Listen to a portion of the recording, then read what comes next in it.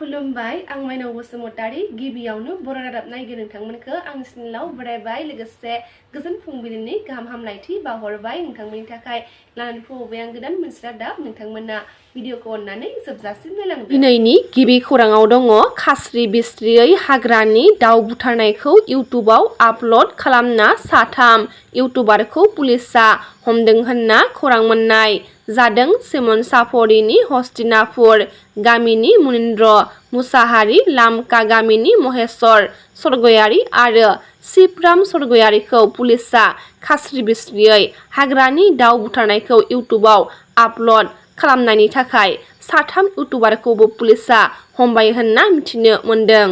थांनाय मैया 5 जुन मुलुगनां आबहावा सान एबा वर्ल्ड इनभाइरनमेन्ट डे मोन। बे गोजोन बुब्लियाव फरेस्टमेन जादब पायेंआ मोनसे गोनां बाथ्राखौ बुंथिदों। नों दंफां गायलायनो नाङा, दंफां दानाब्लानो जाबाय। आसामाव दंफाङा गावनो गाव रज'गोन होनना फरेस्टमेन जादब पायेंआ बुंथिदों। भारत हादोराव कर'ना भाइरासनि अनजिमाया 4,800निबो बांसिन जाबाय होनना खौरां मोननाय जादों। दिल्लीयाव 24 घन्टानि गेजेराव कर'ना भाइरासनि 105 गोदान केस मोनदों होनना खौरांनि गेजेरजों मिथिनो मोन्दों। आसामनि बारग' मन्थ्रि आरो सेङा बियाबनि ब्रैथि खेबनि MLA शुकुर आली आहमेदआ 66 बोसोर बैसोआव रुंसारि जाबाय होनना खौरां मोननाय जादों। थांनाय बुधबारखालिनि हराव 9 रिंगासोआव गुवाहाटी नोगोरमानि हेल्थ सिटी हस्पिटालाव जोबथा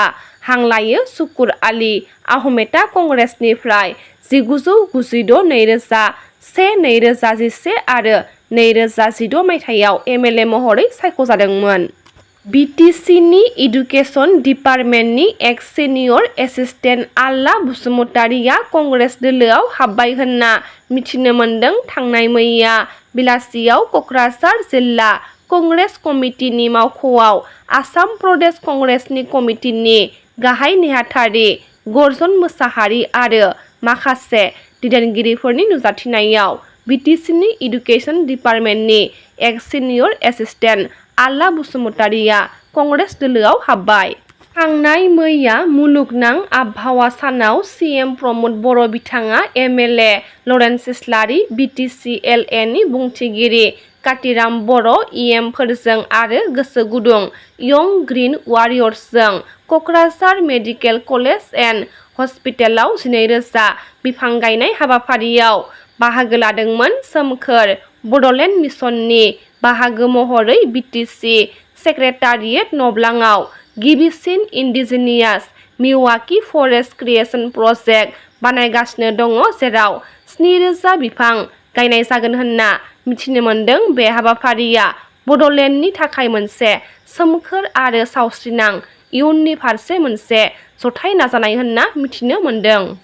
सिमेन्ट दख'रा दुआराय बर' फरायसा आफादआ थांनाय मैया महनपुर खोन्दो दुआराय बर' फरायसा आफादखौ गोदानै दाफुंनानै लानाय जाबाय। आफादगिरि महरै माजगाव कछारी गामिनि मुस्रि बिरदाव नार्जारी आरो गाहाय नेहाथारि महरै 1 नं नावकाटा गामिनि मुस्रि बिस्ति मोसाहारि आरो महनपुर हालामनि सिङाव थानाय गुबुन गुबुन गामिनिफ्राय गोबां सांग्रां लाइमोन बिथांमोननो बायदि बायदि बिबान होनानै महनपुर खोन्दो दुआराय बर' फरायसा आफादखौ दाफुंनाय जाबाय।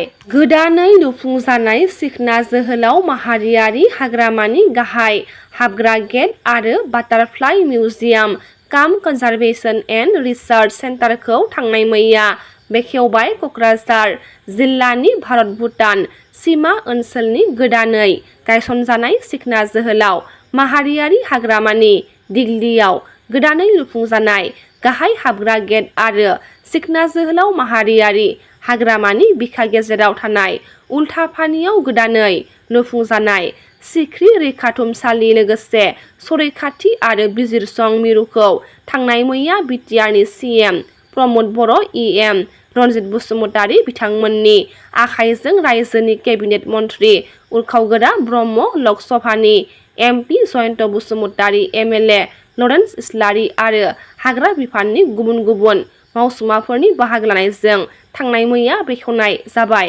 मख'नो गोनांदि सीएम प्रमद बर' बिथाङा केबिनेट मन्त्रि उरखावगोरा ब्रह्मनि नुजाथिनायाव थांनाय मैया क'क्राझार मेडिकेल कलेज एन्ड हस्पिटालाव जौगा मडेल ब्लाड सेन्टारखौ मावख'आरि महरै बेखेवदों।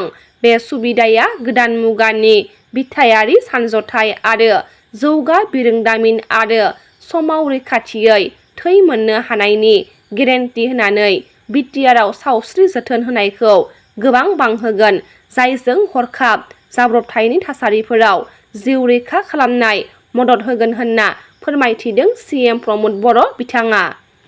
नि रादाबा एसेनोसै। गाबोन फिन गोदान रादाब लानानै लोगो मोनगोन। नोंथांमोना भिडिअखौ जोबजासिम नायबायब्ला अन्नानै लाइक, शेयार, कमेन्ट लोगोसे साबस्क्राइब खालामनानै होदो। गोजोन्थों।